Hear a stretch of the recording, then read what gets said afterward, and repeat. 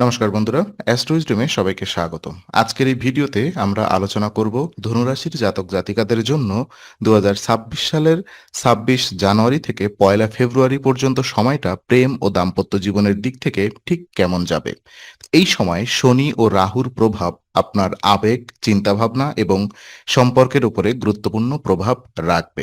আপনি সিঙ্গেল হন বা সম্পর্কে থাকুন কিংবা বিবাহিত, এই ভিডিওটি আপনার জন্য অত্যন্ত গুরুত্বপূর্ণ হতে চলেছে, তাই ভিডিওটি শেষ পর্যন্ত দেখুন।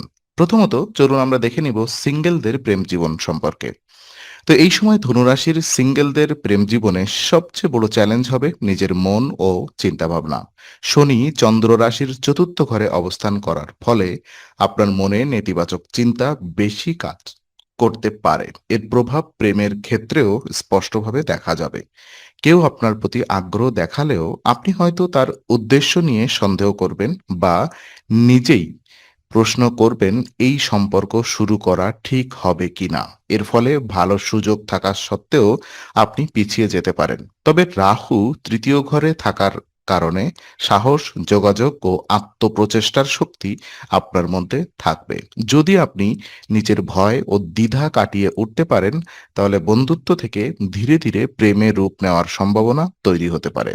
আর এই সপ্তাহে তাড়াহুড়া করে সিদ্ধান্ত নেওয়া একদমই ঠিক হবে না। কাউকে জানার জন্য সময় দিন, নিজের অনুভূতিকে বুঝুন এবং অতীত অভিজ্ঞতার কারণে বর্তমান সম্ভাবনাকে নষ্ট করবেন না। ইতিবাচক মানসিকতা বজায় রাখতে পারলে এই সময় সিঙ্গেলদের জন্য ভবিষ্যতের একটি সুন্দর সম্পর্কের বীজ বপন হতে পারে। আর প্রেম জীবনে যারা আছেন, তারা ইতিমধ্যেই সম্পর্কে আছেন যারা, তাদের জন্য এই সময়টা কিছুটা সংবেদনশীল হতে পারে। শনি চতুর্থ ঘরে থাকার ফলে আপনি সঙ্গীর কথাকে অতিরিক্ত বিশ্লেষণ করতে পারেন এবং অনেক সময় বিষয়টি নেতিবাচকভাবে ব্যাখ্যা করতে পারেন। এর ফলে ছোট ছোট বিষয় নিয়ে মানসিক চাপ তৈরি হতে পারে, যা সম্পর্কের উষ্ণতা কমিয়ে দিতে পারে। এই সময় সবচেয়ে বড় প্রয়োজন হলো খোলামেলা ও শান্ত যোগাযোগ। আপনার সঙ্গী কি বলতে চাইছেন সেটা পুরোটা না বুঝে প্রতিক্রিয়া দিলে ভুল বোঝাবুঝি বাড়বে। রাহু তৃতীয় ঘরে থাকার কারণে কথাবার্তার মাধ্যমে সমস্যা মেটানোর সুযোগ রয়েছে, কিন্তু তার জন্য প্রয়োজন সংযম ও ধৈর্য। আবেগের বশে কথা বললে দূরত্ব তৈরি হতে পারে, আবার সংযত ও পরিণত আচরণ সম্পর্ককে আরও দৃঢ় করতে পারে। এই সপ্তাহে একে অপরের উপরে বিশ্বাস রাখা অত্যন্ত জরুরি। অহেতুক সন্দেহ বা পুরনো ক্ষত নিয়ে আলোচনা না করে বর্তমান সম্পর্ককে কিভাবে সুন্দর করা যায় সেদিকে মনোযোগ দিন। তাহলে এই সময়টা প্রেমের সম্পর্কে স্থায়ী আনতে পারে। আর বিবাহিত জীবন যদি আমরা দেখি, তো ধনুরাশির বিবাহিত জাতক জাতিকাদের জন্য এই সময়টা পারিবারিক শান্তির দিক থেকে গুরুত্বপূর্ণ।